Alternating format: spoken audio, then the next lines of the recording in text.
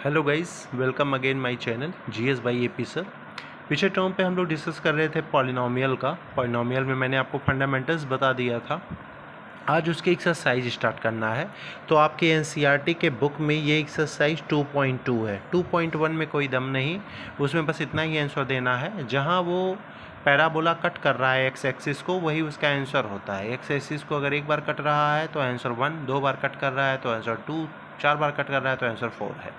Main 2.2 है और उसके क्वेश्चन नंबर 1 को हम लोग डिस्कस करेंगे। कह रहा है फाइंड द जीरोज़, यानी जीरोज़ निकालना है और फिर वेरीफाई करना है रिलेशनशिप जीरो और कोफिशिएंट में। इक्वेशन क्या है? X square minus 2x minus 8। देख लो जीरोज़ कैसे निकालते हैं। ये हमेशा इक्वेशन कंपेयर करना, a x square plus b x plus c equal to 0। तो ये भी कितना हो जाएगा? 0। हमेशा c का मल्टीप्लाई a में करना, तो 8 का मल्टीप्लाई 1 में करेंगे तो कितना हो जाएगा? 8 को ऐसे तोड़ना है कि जोड़ने या घटाने पे 2x आए। तो सर जोड़ा जाएगा कि घटाया जाएगा, ये डिसाइड करने वाला फैक्टर ये साइन है।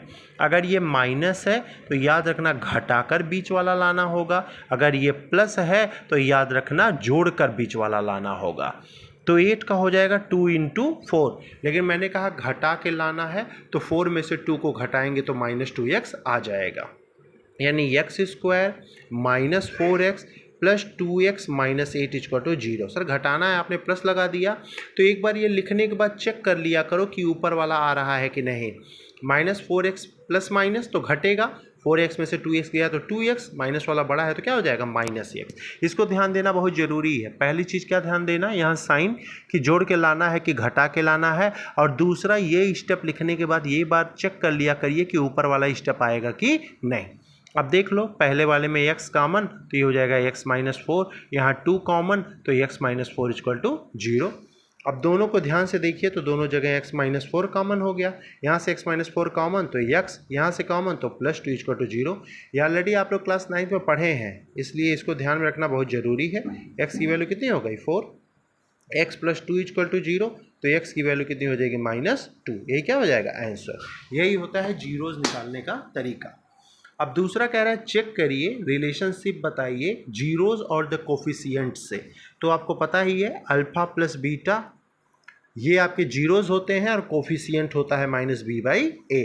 अल्फ़ा की वैल्यू 4, बीटा की वैल्यू 2, माइनस बी की वैल्यू यहाँ क्या है? माइनस 2, तो माइनस 2, ए की वैल्यू 1, तो 2 इक्वल टू 2 क्या हो जाएगा? वेरीफाइड, यानी हमने जो वैल्यू निकाला वो बिल्कुल क्या है? सही है।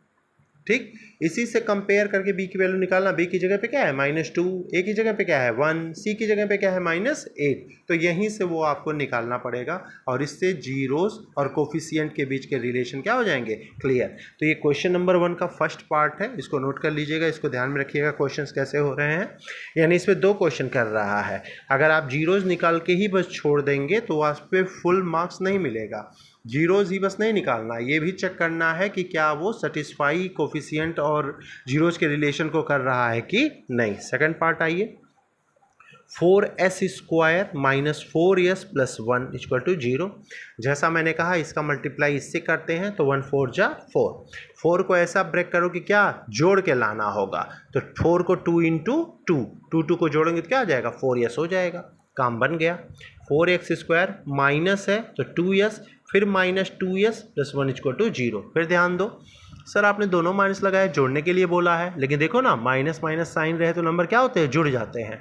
2 2 4 हो जाएगा और माइनस माइनस माइनस ही रहता है, क्योंकि माइनस माइनस जोड़ने पे नंबर तो जुड़ जाते हैं, लेकिन साइन हमेशा क्या होता है? माइनस। अब यहाँ से 2s कॉमन तो यहाँ हो जाएगा 2s माइनस 1। यहाँ कुछ नहीं कॉमन, जब कुछ कॉमन ना हो तो 1 लेते हैं, और जैसे ही माइनस कॉमन लेते हैं अंदर का साइन क्या होता है? बदल जाता है। अब दोनों जगह कॉमन हो जाएगा 2s माइनस 1, यहाँ भी हो जाएगा 2s माइनस 1, दोनों को अलग अलग कर लो तो 2s माइनस 1 इक्वल टू 0, तो 2s इक्वल टू 1, तो s इक्वल टू 1/2। सेम यहाँ भी 2s माइनस 1 इक्वल टू 0, तो s इक्वल टू 1/2। यही दोनों क्या हो गए? रूट्स। वेरीफाई कर लेते हैं, तो यहाँ लिखते हैं वेरीफाई।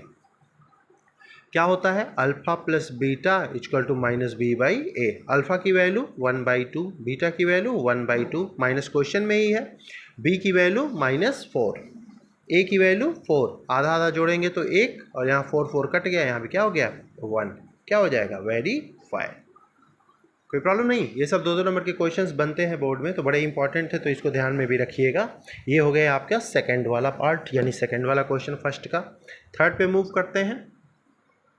थर्ड क्या है, 6x square minus 3 minus 7x। पहले सिस्टमेटिक कर लेते हैं। सबसे पहले x स्क्वायर होता है, फिर x होता है और लास्ट में क्या होता है कांस्टेंट।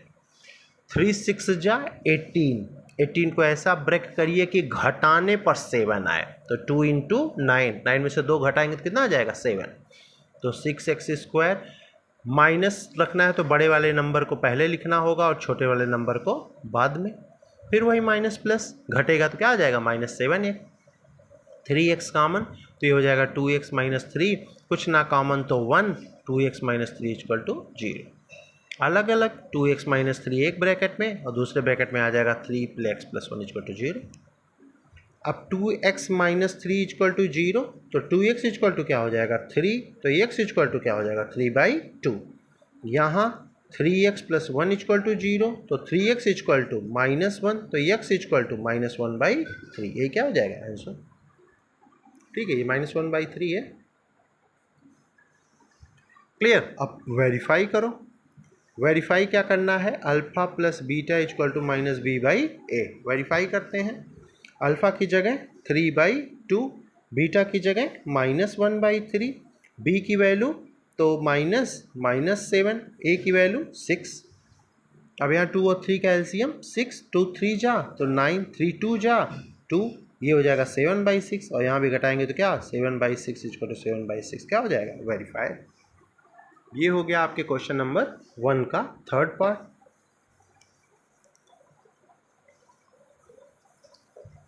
इसके फोर्थ पार्ट पे मूव करते हैं। क्वेश्चन बड़े इंपॉर्टेंट है, सब 2 नंबर के क्वेश्चन जरूर बनते हैं। अब यहाँ देखो ध्यान से, 4u² प्लस 8u।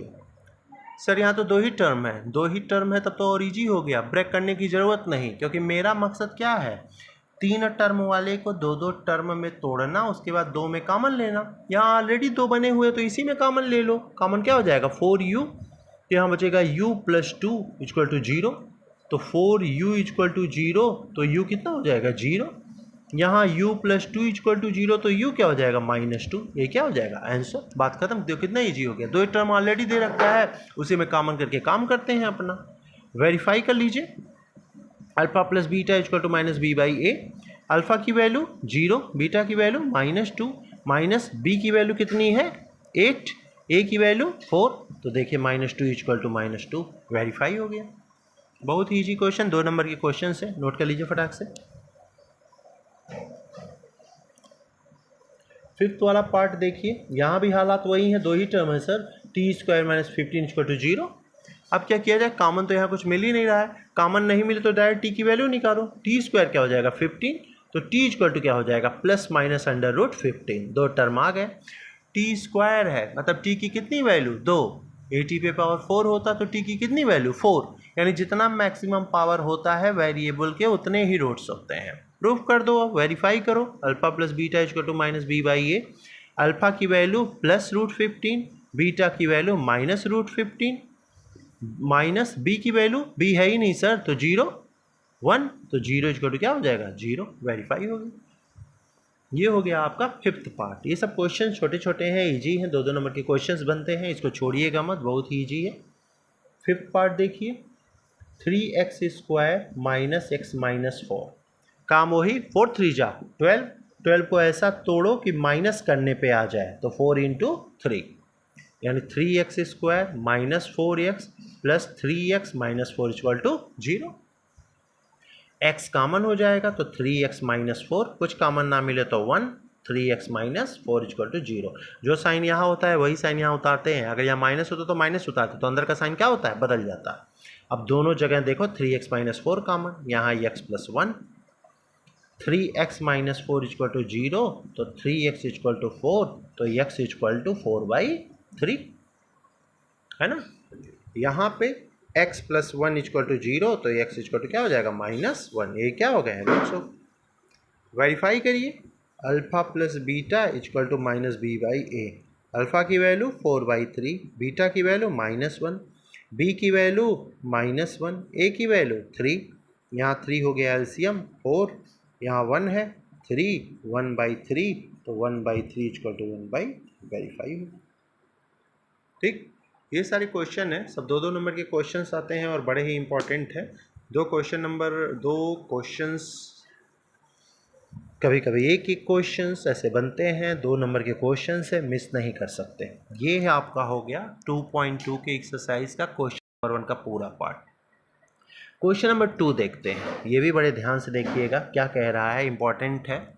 वही पॉलिनोमियल इक्वेशन बनाने के लिए कह रहा है और उसके बारे में ऑलरेडी बता चुका हूँ। Formula x² in bracket alpha plus beta bracket close x और plus alpha beta equal to 0, यही फार्मूला होता है, यही बताया था ना, x² minus alpha plus beta x plus alpha beta equal to क्या होता था 0, है ना। क्या कह रहा है क्वेश्चन, ध्यान से कह रहा है फाइंड ए क्वाड्रेटिक पॉलिनोमियल, यानी पॉलिनोमियल ही बताना है जिसके given number as the sum and product, root का सम और प्रोडक्ट मैंने खुद दे दिया है, यानी ये 1/4 है ये रूट का सम है और जो -1 है ये रूट का प्रोडक्ट है।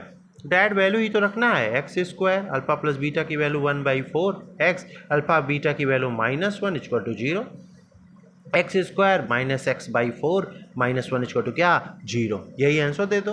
लेकिन सीबीएसई हमेशा कहता है यार डिनोमिनेटर में नंबर ना रखिए, कोशिश करिए उसे सिंपल फॉर्म में लाने की। तो देखो 4 एलसीएम हो जाएगा, इसके नीचे 1 इसके नीचे 1, तो ये हो जाएगा 4x² minus x minus 4 equal to 0, यानी 4x² माइनस x, 4 उधर गया तो क्या हो जाएगा 0, क्योंकि 4 अपान में है, अपान इधर जाता है तो क्या हो जाता है into, that is the answer. देख लो कितना ईजी है, ठीक है।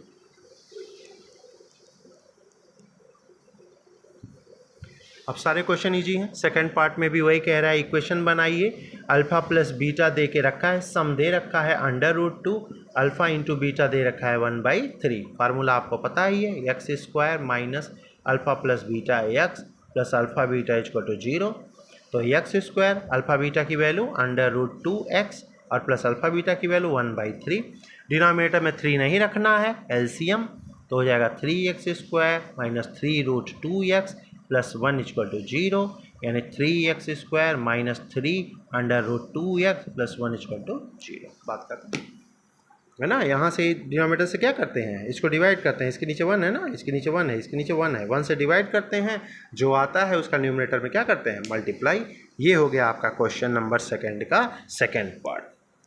ठीक, ऐसे ही और क्वेश्चंस करेंगे, लेकिन बाकी और क्वेश्चंस आपके नेक्स्ट वीडियो में डिस्कस करेंगे और नेक्स्ट वीडियो में डिस्कस करके आपके पॉलिनोमियल चैप्टर को मैं ख़त्म करूंगा। चैनल को सब्सक्राइब करना मत भूलिएगा, GS by AP sir. Thank you.